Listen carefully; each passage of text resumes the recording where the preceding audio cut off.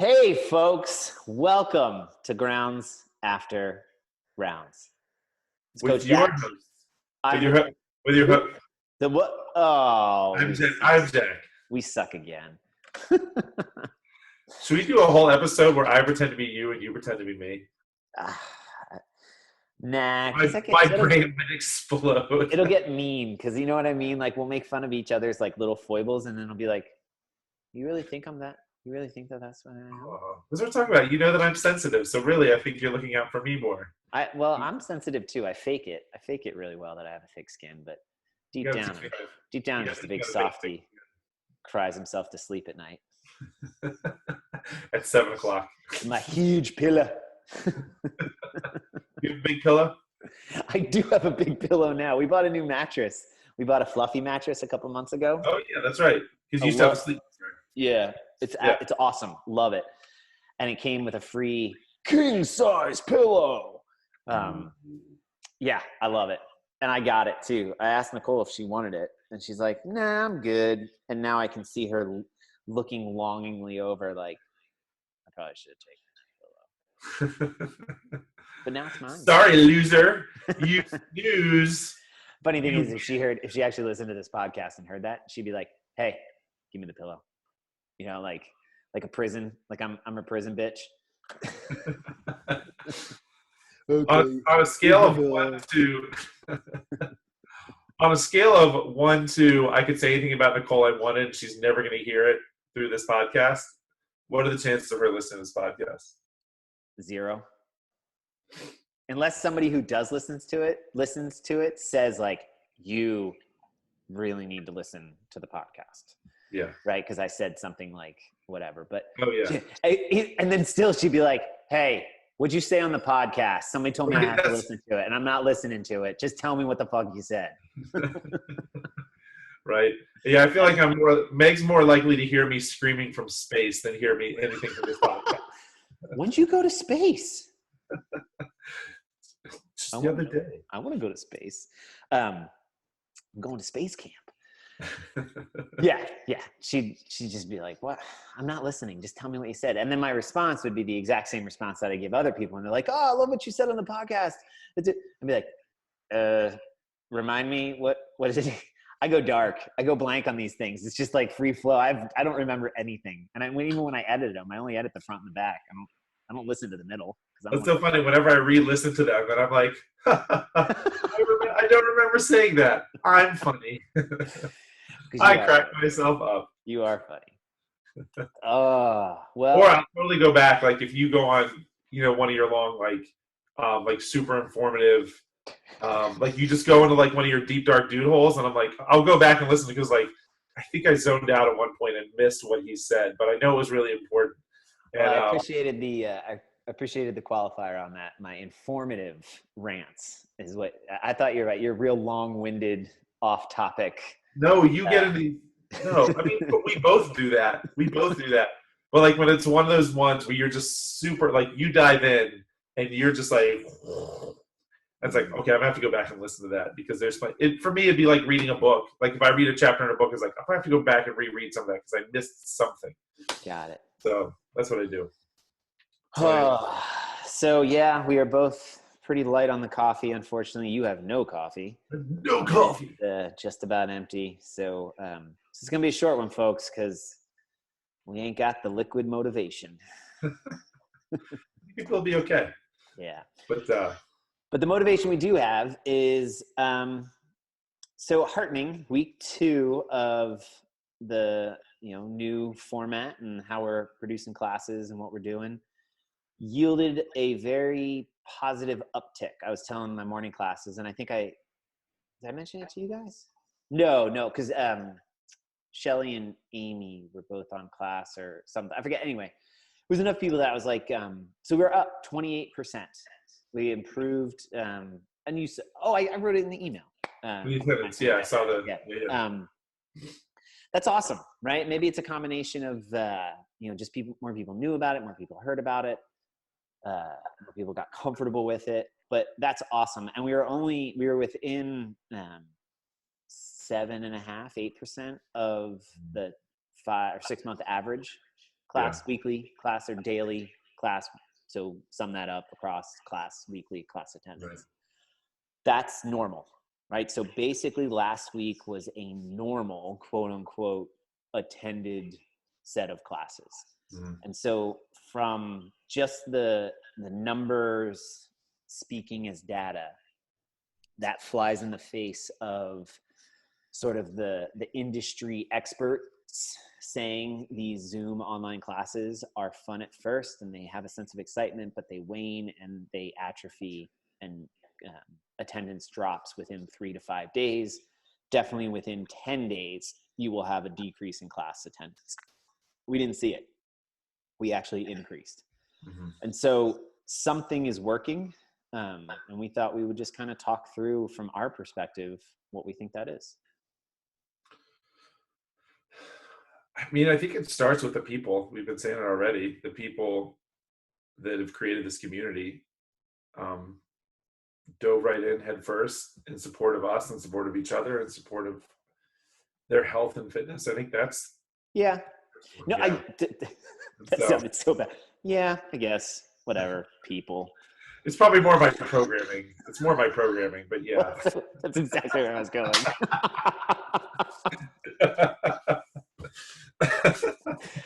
Oh, I'm such a dickhead. It is phenomenal programming, by the way. So anyway, Let's dive into that part, shall we? all right.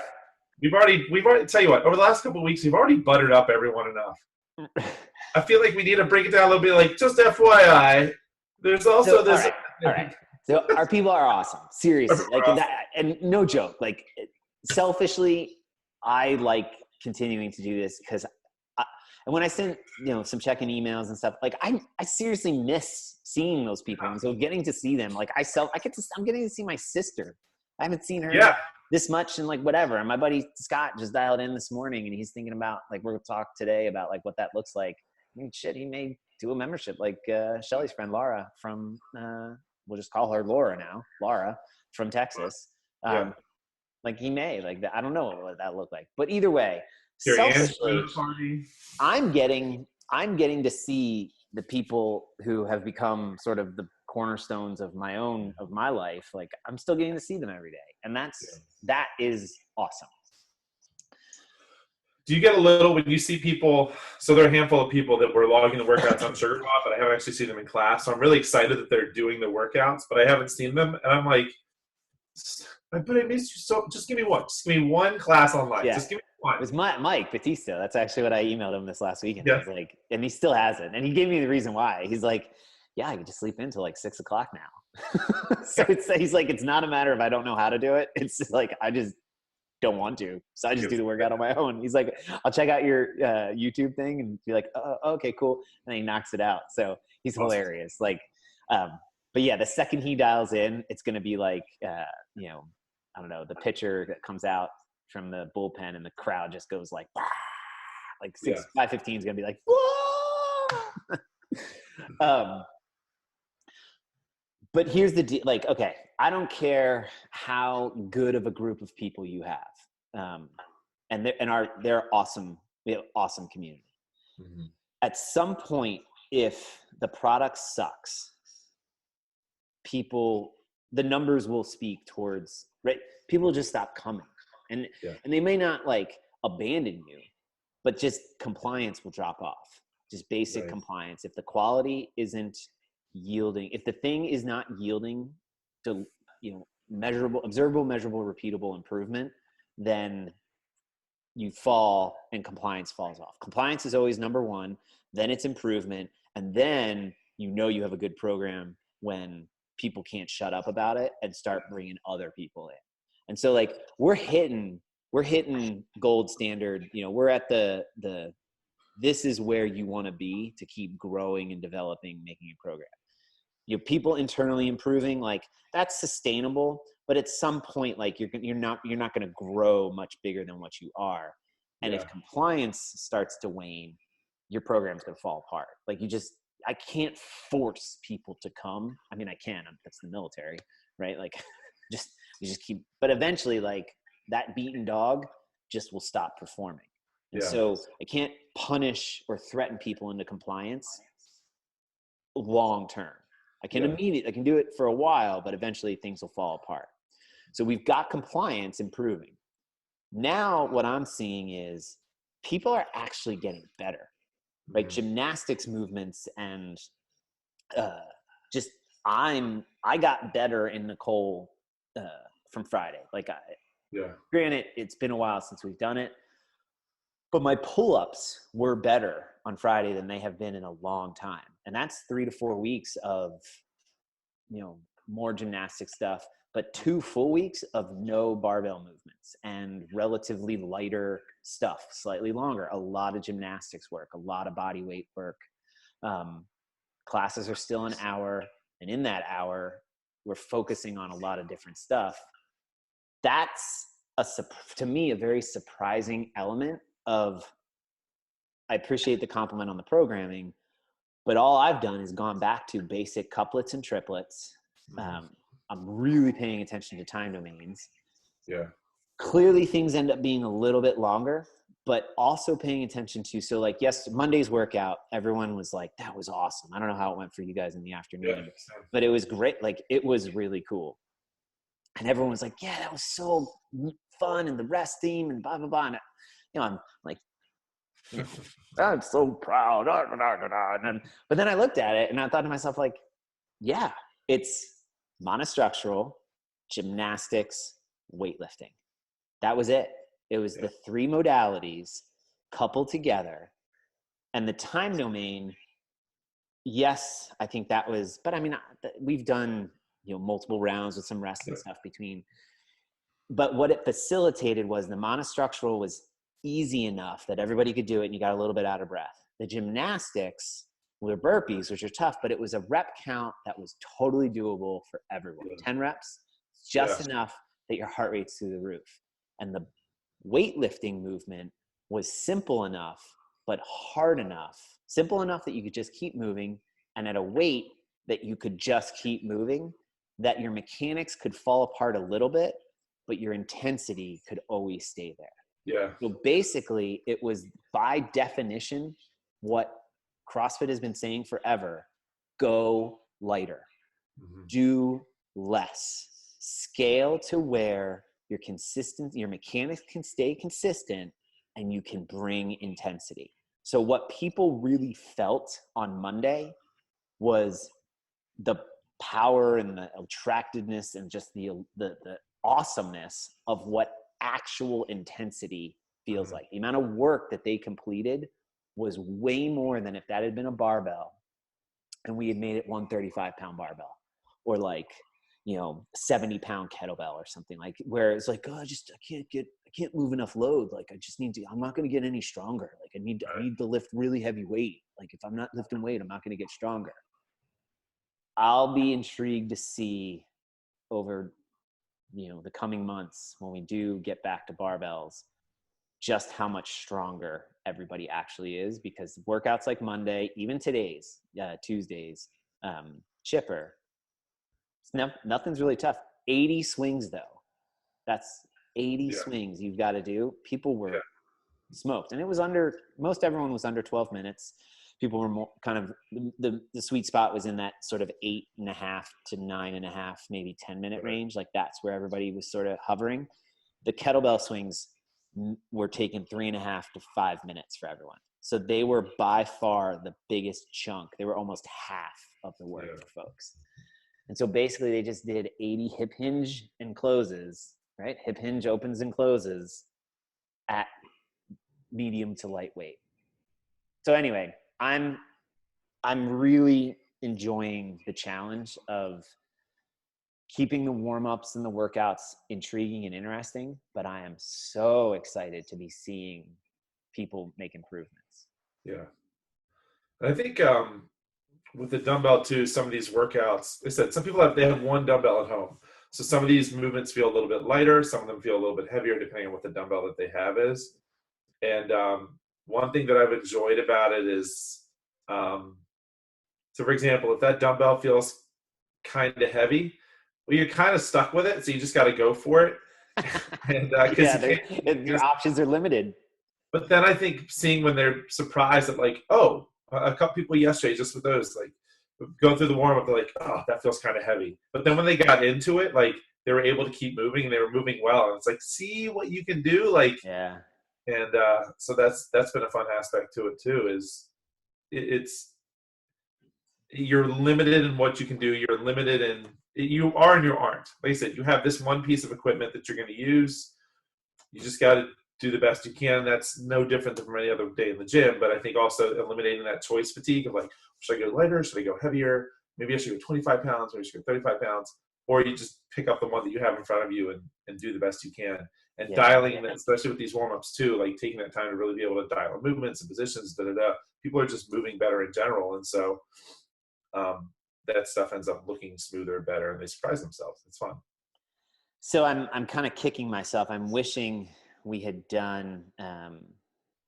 So we did that Diane or Elizabeth, the dumbbell double Elizabeth early on. I'm gonna have to. I got to go back and look. I wish I had done, and I have time. I think I may get something in there. Maybe it'll be this one that we're gonna do on Wednesday, or we're gonna do that we'll have done Wednesday. Yeah. A benchmark, like something that early on, and then after all this, we get back into the gym. Do it in the gym as like, all right, let's see. Or actually what would be kind of cool is like when we get back in, doing something that we did right before we got kicked out of the gym. Right. And as like a benchmark of, and again, like if we haven't seen them in 3 months, they come in and be like, oh, I don't know what happened. I just really lost all my fitness. You're like, yeah, because you didn't work out for 3 months. Somehow my curve became less flat. I didn't see you. So like there's that. But for those that like maintain their compliance and their consistency, like what kinds of improvements they had. And that's, again, like you said, at the gymnastics, we're being forced, like not so much forced, but we're being offered the opportunity to focus on something that, you know, if I turn around, which is why I wore this shirt today. Yeah. Do you need help? Just turn around all the way. I can't. I'm attached. I'm a cord. Oh God. So. Okay. Well, you can't even read it anyway. But the bottom is nutrition. Could you see it, or was it cut off? No, you can see it, but it's hard to read because it's black and it's. Yeah. So the bottom, you know, we're really focusing on that second level of the pyramid this, you know, last couple weeks, and guess what? There's another layer under that that's even more foundational with nutrition. And I heard somebody say it the other day. It's like the Corona 15. Oh, the Quarantine 15. Quarantine 15. That's what it is. Yeah, that's better. I like that better. Yeah. You know, sort of like the freshman 15. I get it. Like, I'm a stress eater. Mm-hmm. So, all right, put the measures back in place of we dialed back in our macros, and you know, we're trying to track it a little bit better. I made a bunch of stuff for this week, made a bunch of stuff for last week, pulled back out. You know, Ice Age meals, highly recommend it. We'll send their 48. They're shipping. They're packing and shipping. So, you know, you can get your meals down to about $8 a meal if you buy a big 48 pack. And you got to. I mean, you have to have a freezer space to put them in there, or else they just turn into soup when they melt. But you know, finding something that I think Joanne's doing some too. I think That's right. Yeah, we got real food. Yeah. Like all those things that, you know, I was saying earlier, 4 days of kind of putting stuff back on track, because I don't feel so. Actually, I was counting my steps at the beginning of the year. It's just I found it intriguing that when every class I coach in the gym is about a mile of walking. Like stepwise count, you get about 2,000 steps coaching a class. So coaching 2 classes in the morning, sometimes 3 a day, I get almost 3 miles of walking, then walking the dogs about another 2 or 3 miles, anywhere between 10 to 12,000 steps a day. Not that I really care about steps. I just found it intriguing. Yeah. Second I stopped coaching classes, I'm right here. I'm not walking and stepping around anymore. So in a sense, activity level has gone down. I'm not, the workouts are still really hard and challenging, but we're not as mobile and moving around. You know what I mean? So like, if I put my activity level scale at like a 14 on a daily basis, now it's probably down to like a 12. And so just adjusting my macros from that 14 level to like a 12 level, that's my mindset. And by doing that and just dialing it back in and kind of refocusing on it, my knee doesn't hurt, headaches are gone, shoulder doesn't hurt, even though I can't quite straighten my arms fully from the ridiculous amount of pull-ups on Friday. Your hair is looking stronger and more. I'm not taking it off. Yeah. It's just growing in so thick and smooth. And my fingernails are nice and hard. That'll be like a week. But you know what I mean? Like just 4 days of it, and nutrition, in the end, we don't talk about it as much as we had been at the start of the new year and stuff, and it was good.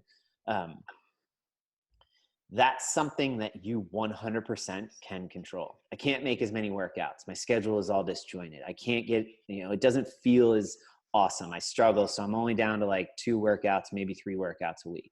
Okay. You still got 7 days a week, 3 meals a day. That's 21 opportunities to do better. And so that's something I think, like, we're programming in a lot more gymnastics. There's this whole other layer underneath that I think folks can control that will make whatever weightlifting, whatever throwing, and the metabolic conditioning stuff, and then you know what I mean, like all of that stuff is going to get better. Anyway, there you go. Yeah, it's beautiful. I'm with you. I think having a benchmark and just kind of testing things out at the end of all this, whether it's a month from now, 2 months from now, I think people are going to be pleasantly surprised. These people that show up with some form of consistency, and then keeping things simple and controlling what you can control, as we always say. Or is it Ben Bergeron that always says that? Yeah, right. Don't go starting fights, Eric. He has some amazing stuff. I think you should check it out, Jack. I do. I follow him all the time. We follow his programming, sort of. So if there were, in the last 3 weeks, are there holes that you, like, looking at these last 3 weeks, now we're with 3 weeks of programming, you've done 3 weeks of programming. Have you noticed, or like in the first 2 weeks, are there potentially holes that you realize, I think there were some holes here, I think we can fix those? And not like we're not, squatting heavy with overhead sort of holes. You right there? I'm okay. Okay. Is there anything from the first couple of weeks that you realized, ooh, I missed this, but we can definitely get it back in here? Yeah, the rowing. Rowing as a movement is right. It's one of the first things. The Concept 2 erg is one of the first things that Glassman recommends. Like if you have you should get one for your gym. Hence the sumo deadlift high pulls that we've been doing. Because as a sub or as a scale, if you don't have an erg, you always recommend doing sumo deadlift high pulls. The pull-ups, it's a critical skill, I think, in CrossFit, just because of its translatableness, the requirement to use that hollow and arch positions to pull yourself up. Time domains, it's difficult to get the sprint. And so I'm trying to figure out ways to so what I mean by that is, it's difficult to mimic Grace or Isabel and what those feel like. Just the Fran. It's difficult to mimic a Fran. We can do Fran with the dumbbell and a pull-up, but again, those short duration, 2 to 3 minute, oh my God, you finish, and then it's the it keeps coming, and you're like, oh my God. Yeah. Those are generally weight lifting induced, or like the echo bike, or this, you know what I mean? Something where you can sneakily bypass the safety valve and get into that, 45, 50, 60-minute metabolic time domain, where you're shifting from that phosogenic to glycolic phases. And it's tough to do. Burpees can do it. Shuttle sprints can kind of do it, but not really, because it's tough.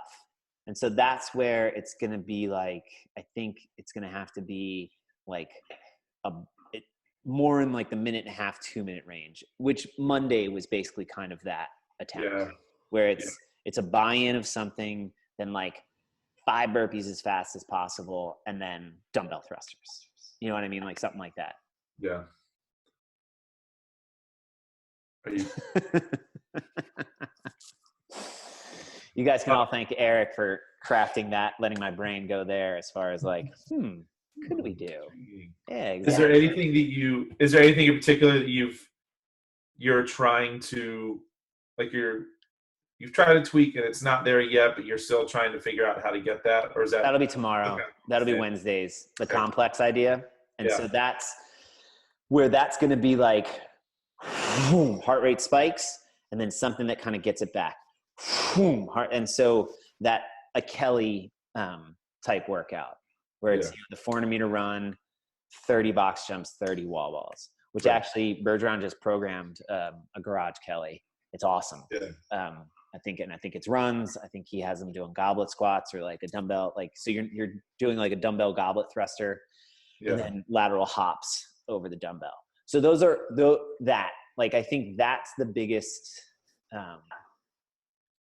challenge. It's the easy button. When you're in the boxing, you got all the equipment you need and stuff, right? I can use sleds. I can do this. I got that. I got the space. I got, right? Like, that's why all of those pieces of equipment and things have developed over time in gyms, is because they facilitate what we're talking about.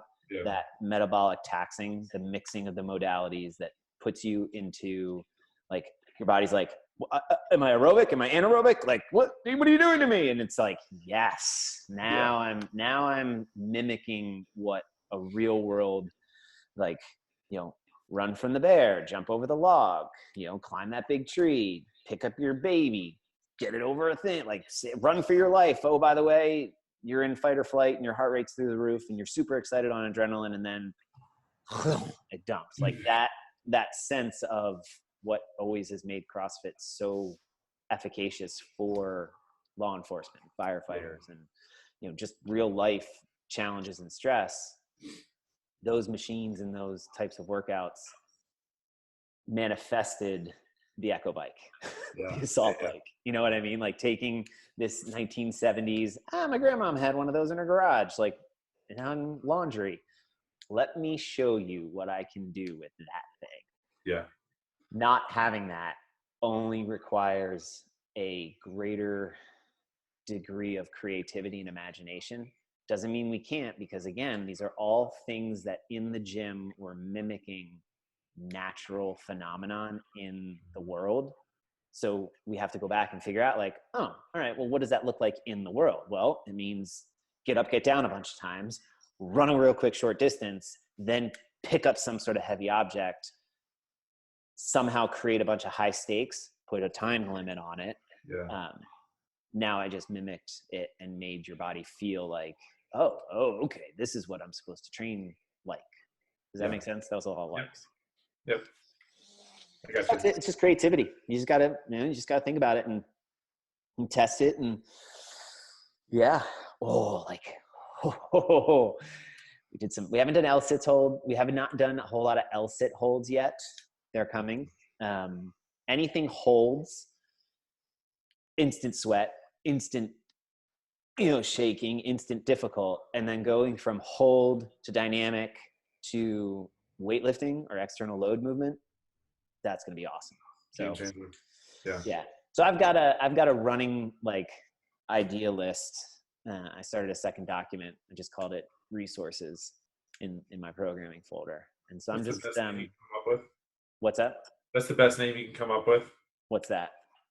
resources. Yeah. Keep it simple, stupid. I want to get more creative. I want some more like Jack's handy idea machine documentation. Awesome. So yeah, that's where we're going, maybe. Cool. And then the other thing too is like, don't complicate it. Like, keep it simple, stupid. Simpler, better. Simple is always better. Couplets and triplets, non-structural weightlifting, gymnastics, short, medium, long. That's it. Keep it simple. 5 to 6 times a week. 5 to 6 times a week. Yeah. 4 to 6 times a week. There you go. 46 times a week. Yeah, I'm doing 8 workouts a day. Going to the games, baby. Games aren't happening. I'm not losing the games then. Nice. Cool. All right. Well, yeah, short and sweet. Yep. We well, I don't know. I'm kind of running out of podcasts though, Eric. Is there another podcast somewhere that I could something new that's out there in the podcast world? It's just unfortunately the name isn't coming to me, but I feel like if they had so many greater suggestions for names, maybe it would have stuck. It's not? There's not a name coming to you? I feel like... Oh, yes.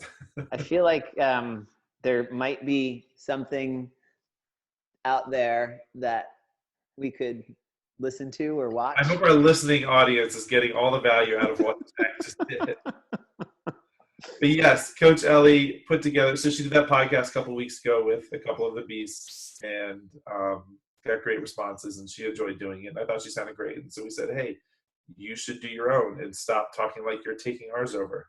I kept telling her, she said something about being a hostile taker. I was like, that's kind of what it felt like. It did. I felt like I got dumped. I was like, okay, go ahead, do your own. Yeah. So Beast Feast. Beast Feast. Beast Feast. I love the name. I don't want her. She's not thinking about changing it, is she? No, it's a great name. I'm giving her a hard time because when she put up, when she did the Instagram story asking for name suggestions, I blasted her with like 20. And I think Sophia was the first one to respond with Beast Feast. Hey. And I was like, if you're going to go with the first one, you have pure gold handed down from you. Sometimes, and I think what were some of your favorites? I wish I could remember them now. Some of them were stupid. Like one of them I just said you should call it Who Farted. You didn't like that one as much. I'd listen to that. But I said like it's just a bunch of fart noises. Just for 60 minutes. Oh, that was wet. Not to get sidetracked. But yeah, I called one. God, but I was playing with her last name a lot, so I was like, you call it like health and wellness, or dubbed with Coach Ellie, or I said call it Beauty and the Beasts, or Beast Mode, or Ellie of the Beasts. So I was throwing about Beast Feast was better. Yeah. Yeah, Soph nailed it. Coming out the gate. Soph nailed it. Ellie's instincts are usually relatively impeccable. So so it was a good call. But she has an astonishing first guess. Oh, yeah? Honestly, she set the bar pretty high with that first guess. So we'll see where it goes from there. So I think it's definitely worth checking out. It's not I will say her promo video was phenomenal. Like, I watched it at least 5 or 6 times. And I was like, oh, I'm going to I was almost as excited. I haven't watched the first episode yet.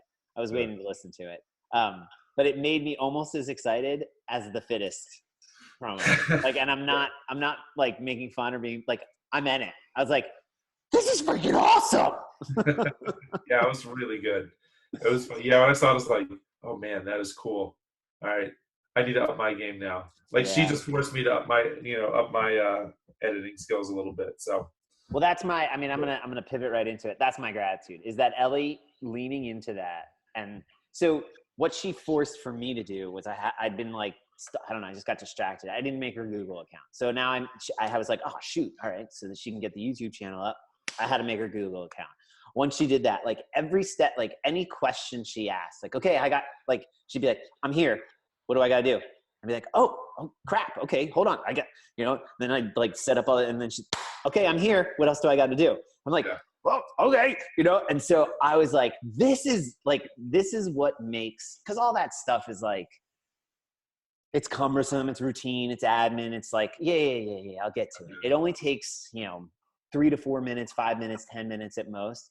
But the immediacy and the enthusiasm of the feedback of her doing it made the like routine and sort of like, mundane and exciting. I was like, oh, okay, hold on, let me, like I was running to keep up with it. And I just love it. I love working with, for, and around people that lean into it like that, and not in a way that it's just like it's legitimate enthusiasm and like that's sustained effort. Like she's been like that forever, like since we've started working with her. And that's my gratitude, is that you bring an energy like that into the mix, and it revitalizes like all right, this is how you set up the YouTube channel. Yeah, all right, I'll get you your email. Like that could be a reality if you're making it and somebody's like, okay, great, thanks, whatever. And, on that same tail end, we're outfitting some of the coaches with like some technology stuff. It's the same way, like the leaning in. Ellie's my gratitude, but she is a manifestation, and she's so like everybody out, like the leaning in of like makes all of the other work, the back end work, it's been so much worth it. It's a lot, but it's like every time you get that feedback of like, this is awesome, thanks. Here, I went here, and here with it. Mm-hmm. So thanks, Ellie. Awesome. And an awesome product. Even though your first guest she kind of carried him a little bit. Okay.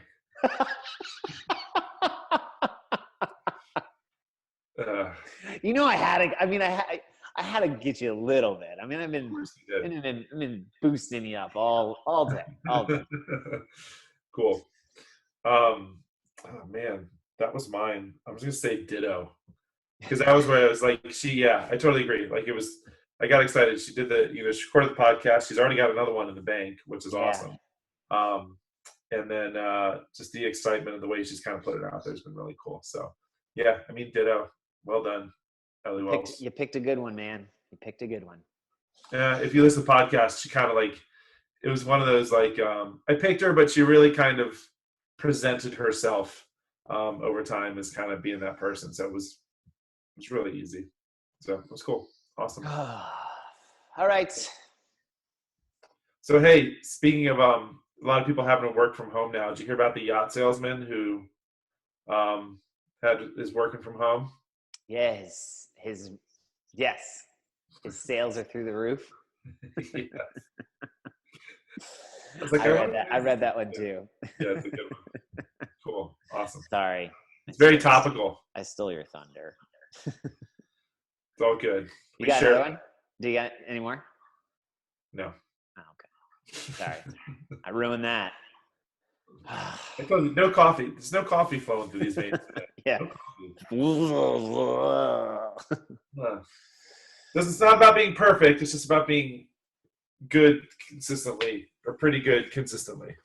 Or just keep showing up. So I downloaded Anchor finally on my phone, and I'm loving the light. And I told you it stayed on the better setting, longer.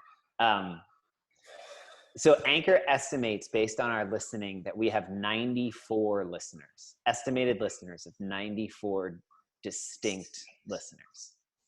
That's awesome. That's cool. We got to hit 100, folks. I think we can hit 100. And the metrics on the YouTube now, on metrics from YouTube, now that we are using it more, is an interesting number. These are the things that I totally can get roped into and looking at the analytics. it's interesting to see like how often people are clicking it, how often they watch, how long they watch, like all of that stuff is available to view. And it's intriguing. Like it validates, like, you know, because the feedback I get is, you guys are on YouTube now? What are you doing on YouTube? Well, it's just the podcast. It's just a video version. People watch that? It's so funny, the response from our adult community, from the response from our teenager community. Like, yeah, the teenagers are watching it. Like that. They're all, yeah, like they were watching ours, maybe. Now they're gonna be watching this other one. Yeah. So, which has its own YouTube channel. Right. She had to. I'm telling you, it's all like, it's genius. It's great. She's crushing it. It's a whole new brand. Heck yeah. All under Two Bro Radio Media. Or what did you say? Radio. Two Bro Radio. Bro Radio. Yeah. We're a conglomerate. Yeah. We're a marketing or a media company now. Yeah. We're media moguls. I love how she called us OG podcasters. Thanks, Yeah. Ellie. Yeah. She gives us too much credit. All right. Cool. See you off the creek. Yep. Have a great day. Be safe out there. Share, and subscribe. But you're what? I totally interrupted you. So like, share, subscribe. Yeah. Smash that like button. Which we totally stole from Richie. And I think he stole it from other people. Oh, everyone says, everyone with the YouTube channel, smash that like button. Yeah. That's the thing. That's what all the kids are saying these days. That's what all the kids are saying these days, yeah. All right, man. Awesome. All right. Seeing you. Later, skater. Adios.